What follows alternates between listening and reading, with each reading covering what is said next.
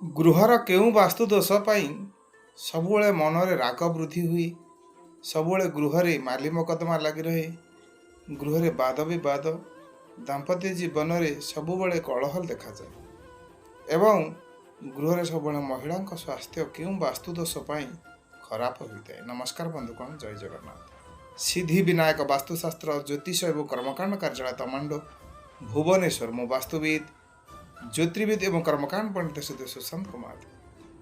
साधारणतः गृहर अग्निकोण जदि पीड़ित हो जाए, अग्निकोण जदि पानी टैप, अग्निकोण जदि सीढ़ी, अग्निकोण जदि छात उपरे पानी टांकी, अग्निकोण रे आक्वागार्ड रहे, अग्निकोण बढ़ी थाए, अग्निकोण जदि कौन भाव आफेक्ट हो जाए, अग्निकोण रे प्रवेश द्वार थे, अग्निकोण रे टॉयलेट थे, टॉयलेट टैंक थे, अग्निकोण नीचा ही एहीपरि अग्निकोण दोष रहिले सबुबले गृहरे मंगल दोष सृष्टि हुए।